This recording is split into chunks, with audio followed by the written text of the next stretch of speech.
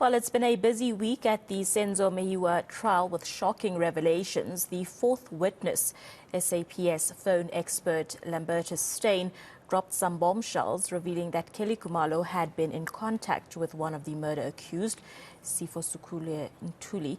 Meyiwa was shot and killed back in 2014 at Khumalo's home in Vosloorus during an apparent robbery. State witness and Khumalo's neighbor, Ntabiseng Mokete, also took to the stand this week and told the court how a devastated Zandile Khumalo asked her to call an ambulance following that shooting. Let's unpack this week's court revelations. I'm joined by legal expert Marius du Toit. Good morning to you, Marius. Thank you very much for joining us here on the South African Morning. A lot uncovered this week during the Senzo Meyiwa murder trial. Let's just talk about the impact of a cell phone data analyst being brought in as a witness. So I think with the advent of cell phones, we have now in criminal trials the ability to not only have messages that are sent between cell phones to be recalled, but if a cell phone is timeously analyzed, they can determine, number one, where the cell phone was at the time when the cell phone was called. They can determine where the caller was.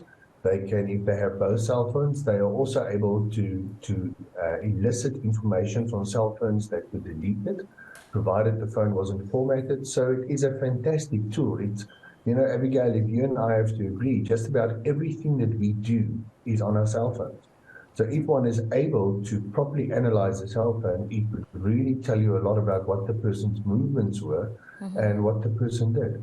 And I think that's what they have here. So cell phones is a fantastic forensic tool in the prosecution and successful prosecution of an accused. And I've come across it often in courts. It's something that's regularly used in serious matters, just because it is so comprehensive and so accurate. And I think people don't always realize how accurate these cell phones are in tracking your movements. Marius, let's dive deeper into what this all means in the bigger space of this specific trial. There was initial talks that the accused did not know each other, or some of the accused did not know each other. Now it's been revealed that there was indeed communication amongst some of them. How does this look in the bigger scheme of things when we're talking about this specific trial? So when the state charges 4 or 5 accused with a murder and a robbery, they will always try and rely on a common purpose. Now, common purpose basically means that the accused act in concert. And the moment you can prove that they acted in concert, well, then the actions of the one are attributed to the actions of the other. In other words, if I threw a stone, you slapped the deceased, the third person came and kicked the deceased, the fourth person drove the getaway car, and the fifth person was there with a gun, then all of us will be attributed to the murder of the deceased as well as the robbery. So it's really important for the state to show that there's a link between the accused. You know, interestingly enough, Abigail, they've always said that Kelly Khumalo somewhere or in some shape or form was involved in this, not only as the girlfriend of Senzo Meyiwa, but of course, in other capacity. There were a lot of rumors about whether she was involved in the murder or not. And it's interesting that there's even communication between her and some of the accused. And that does definitely raise questions.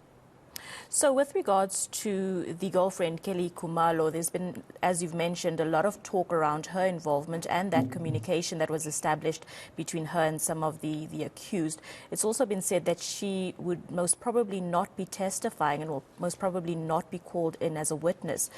Why do you think this is, and what sort of impact do you think that will have on the trial?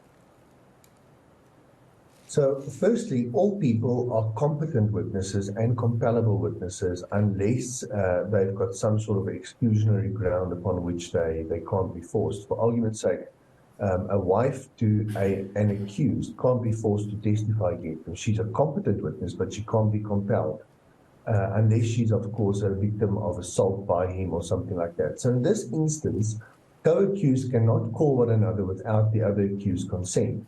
Now, Kelly is not an accused in this matter. So technically speaking, she is a competent and compellable witness. But now we must quickly say that Kelly is somebody that's been implicated in the second docket.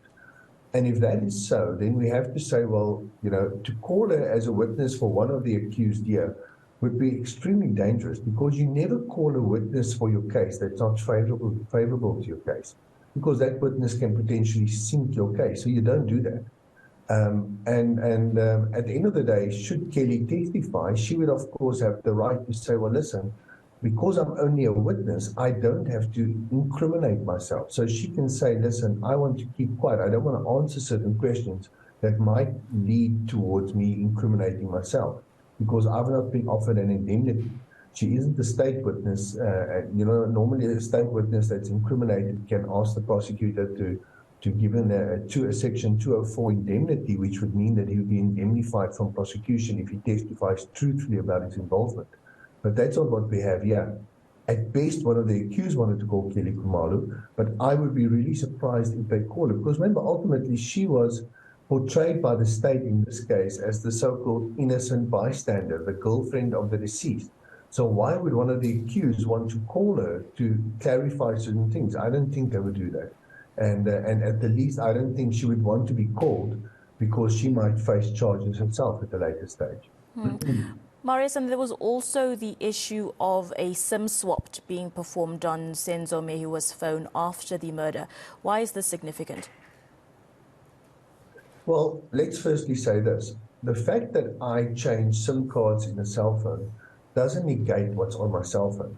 But what it does do, it registers the fact that there's a new SIM card that was placed in my phone. Now, it might be an innocent act on my part. I mean, I could simply put my wife's cell phone SIM card in my phone and phone somebody else because my data is finished. So there's nothing untoward about that. But the moment I do that, and it registers now calls to suspicious people, well, that could cast a question mark over my conduct. It could show that I'm trying to now not show my SIM card as the person or the one from which the calls were made. The problem is, like I said in the beginning, Abigail, the difficulty with cell phones are they really store information. And when you change SIM cards, the network picks it up, and the network shows it. That's why when I get a new phone, they often warn you to say, well, just don't put another SIM card in your phone, it will void your warranty. So it definitely is picked up by the service providers. It's definitely able to be tracked by the phone. And if that SIM card was used in the commission of the crime, or was used by the suspects, or was used by any person involved in this matter, it would raise serious doubt. And at the end of the day, let's say the state has adduced enough evidence that they can draw an inference from the cumulative effect of all this inference that one of the accused involved, well, then he would have to explain himself. Then he would have to say why he should not be convicted, why the evidence is not compelling. So all of this, it's like building blocks.